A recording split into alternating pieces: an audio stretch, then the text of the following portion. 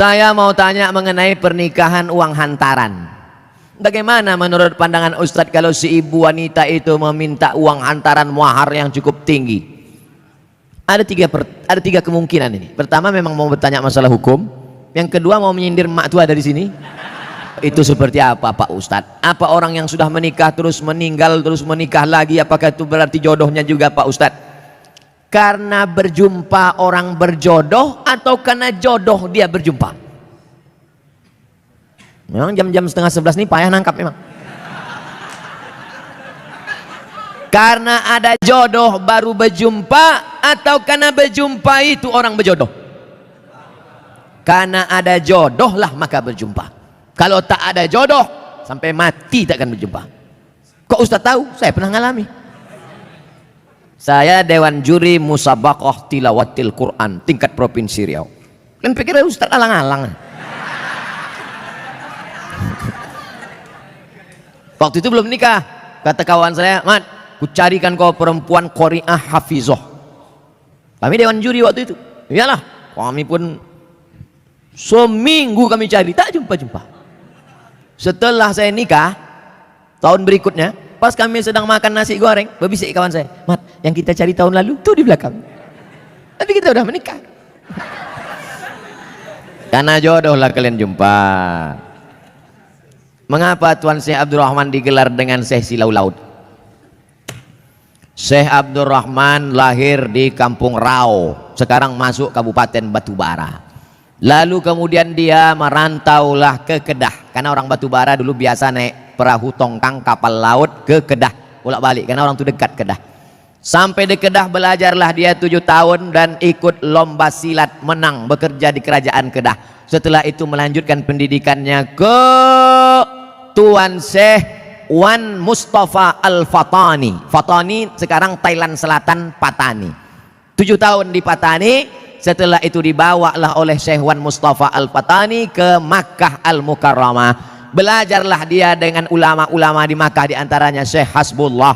Belajar fikih kepada Syekh Ahmad Khatib Al-Minkabawi. Setelah khatam belajar fikih, belajar tafsir, belajar hadis, belajar tasawuf, baliklah dia ke Rau. Lalu kemudian datanglah kerabat Kesultanan Asahan namanya Tengku Adil.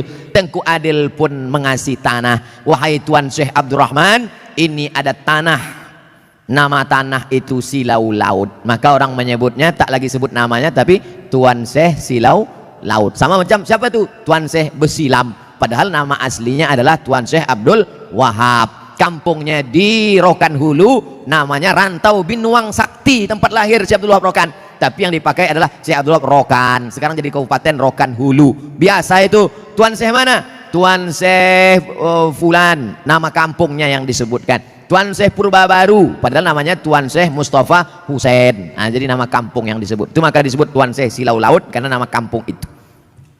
Apa karomahnya Pak Ustaz? Banyak karomahnya disebutkan dalam buku, ditulis oleh cucunya.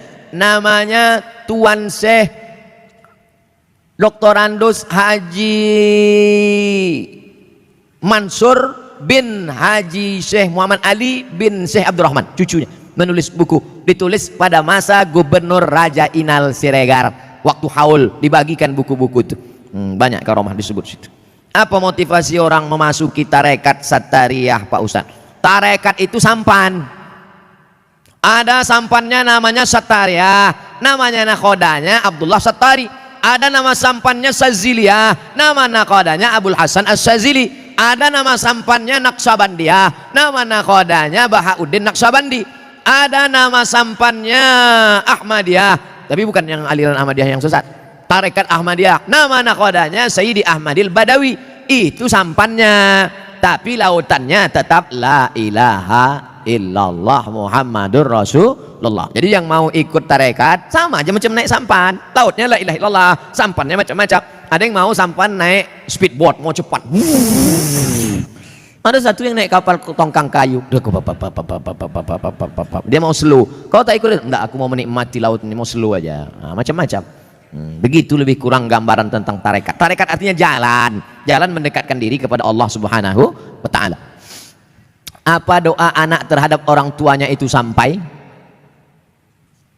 Hadis Sahih Muslim, Idza matal insan, kalau orang mati inqata'a, putus amalnya illa min salatin, kecuali 3. Shadaqatin jariyah, amal sedekah, ilmin yuntafa'u bihi, ilmu yang bermanfaat. Yang ketiga, waladin shalihin yad'ulah, anak yang soleh. Makanya kita selalu minta doa, Rabbi habli minas shalihin. Saya ingin sekali mendoakan orang tua saya supaya terbuka pintu hidayahnya, karena kami sangat menyayanginya. Doakan orang tuamu di sujud terakhir saat sholat, sunat, tahajud, witir, duha. Tapi jangan pakai bahasa Indonesia, nanti sholatnya batal. Dalam hati saja, ya Allah, ayahku ini berhentilah pakai sabu-sabu.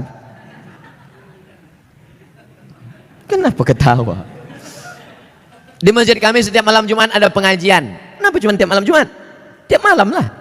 Malam Senin fikih, malam Selasa hadis, malam Rabu akidah, malam Kamis tasawuf, baca Ihya Ulumuddin, malam Jumat stop wirid Yasin, malam Sabtu pengajian akhlak, malam Ahad tablik akbar. Masjid mesti penuh tiap malam, karena kalau tidak kosong masjid. Akan tetapi waktunya dimulai ketika azan sholat isya hendak berkumandang, sehingga jamaah sholat isya pergi ke masjid lain. Apakah sikap Ustadz itu benar membuka pengajian ketika azan isya berkumandang? Habis sholat isya dulu, habis sholat isya baru buka pengajian. Kenapa mesti pas azan isya itu?